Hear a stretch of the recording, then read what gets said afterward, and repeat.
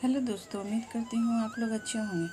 झोपड़े के दरवाजे पर बाप और बेटा दोनों एक बुझे हुए अलाव के सामने खामोश बैठे हुए थे और अंदर बेटे की नौजवान बीवी बुधिया दर्द जेह से पछाड़े खा रही थी और रह रह कर उसके मुंह से ऐसी दिलखराश आवाज़ निकलती थी कि दोनों कलेजा थाम लेते थे।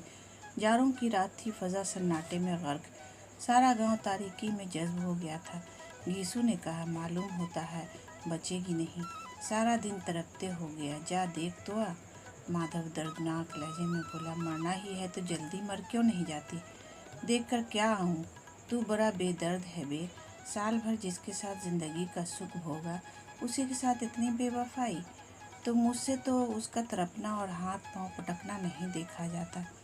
चमारों का कुंबा था और सारे गांव में बदनाम।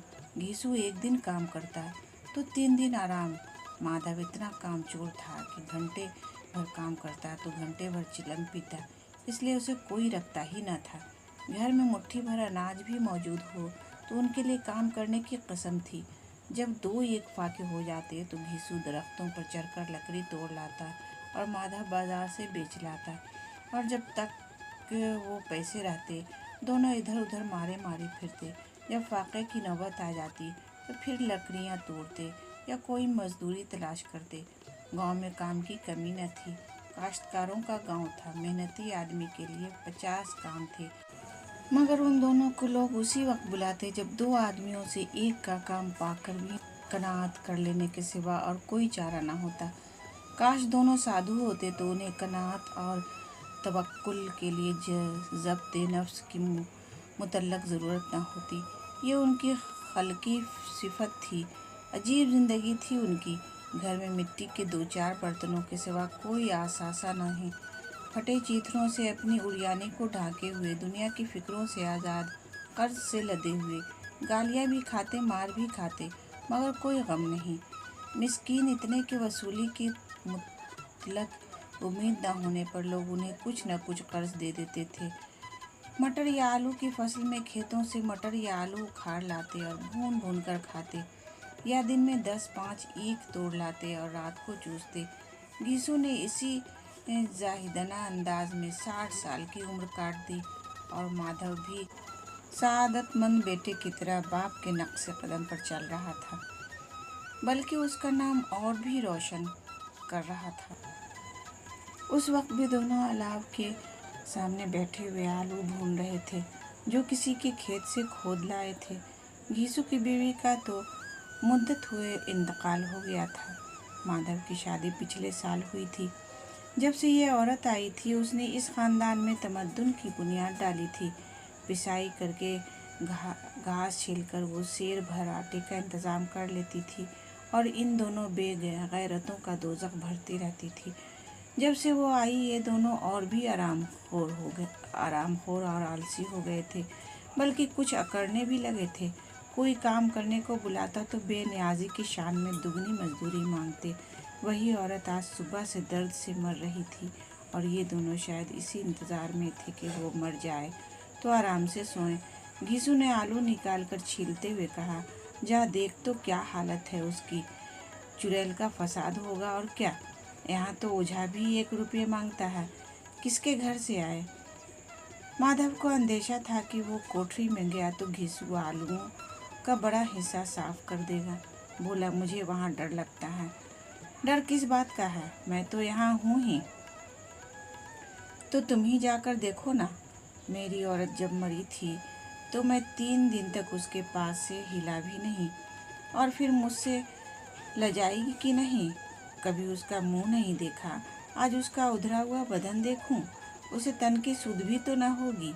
मुझे देख लेगी तो खुलकर हाथ पांव भी न पटक सकेगी। मैं सोचता हूँ कि कोई बाल बच्चा हो गया तो क्या होगा। सूंठ गुड़ तेल कुछ भी तो नहीं है घर में, सब कुछ आ जाएगा। भगवान बच्चा दे तो। जो लोग अभी 1 पैसा नहीं दे रहे हैं वही तब बुलाकर देंगे। मेरे तो लड़के हुए घर में कुछ भी ना था, मगर इस तरह हर बार काम चल गया।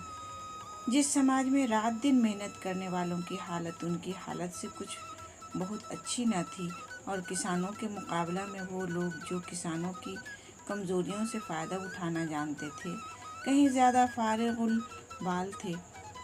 वहाँ इस किस्म की ज़हनियत का पैदा हो जाना कोई ताज्जुब की बात नहीं थी। हम तो कहेंगे घिसू किसानों के मुकाबले में ज़्यादा बारीक बीन था और किसानों की तही दिमाग जमयीत में शामिल होने के बदले शातिरों की फितना फरदाज जमात में शामिल हो गया था। हाँ, उसमें ये सलाहियत ना थी कि शातिरों के आइन व अदब की पाबंदी भी करता, इसलिए जहाँ उसकी जमात के और लोग गांव के सरगना और मुखिया बने हुए थे, उस पर सारा गांव अंगुश्त नुमाई कर रहा था। फिर भी उसे ये तस्कीन तो थी ही कि अगर वो खस्ता हाल है तो कम से कम उसे किसानों किसी जिगर तोड़ मेहनत तो नहीं करनी पड़ती और उसकी सादगी और बेजुबानी से दूसरा बीजा फ़ायदा तो नहीं उठाते। दोनों आलू निकाल निकाल कर जलते जलते खाने लगे। कल से कुछ भी नहीं खाया था, इतना सब्र न था कि उन्हें ठंडा हो जाने दे। कई बार दोनों की ज़ुबानें जल गई। छिल जाने पर आलू का बैरूनी हिस्सा जो ज़्यादा गर्म ना मालूम होता था, लेकिन दांतों के तले पड़ते ही अंदर का हिस्सा ज़बान और हलक और तालू को जला देता था। और इस अंगारे को मुंह में रखने से ज़्यादा खैरियत इसी में थी कि वो अंदर पहुंच जाए। वहाँ उसे ठंडा करने के लिए काफ़ी सामान थे, इसलिए दोनों जल्द जल्द निकल जाते थे। हालांकि इस कोशिश में उनकी आंखों से आंसू निकल आते। घीसू को उस वक्त ठाकुर की बारात याद आई जिसमें 20 साल पहले वो गया था। उस दावत में उसे जो सेरी नसीब हुई थी वो उसकी ज़िंदगी में एक यादगार वाक़या था और आज भी उसकी याद ताज़ा थी। वो बोला वो भोज नहीं भूलता।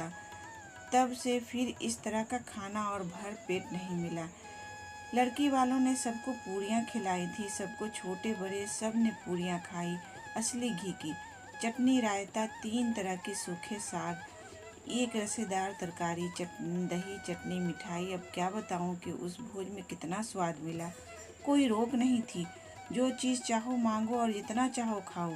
लोगों ने ऐसा खाया कि किसी ने पानी न पिया गया। मगर परोसने वाले हैं कि सामने गर्म गोल गोल महकती हुई कचौरियाँ डाल देते हैं, मना करते हैं नहीं चाहिए, मगर वो है कि दिए जाते हैं।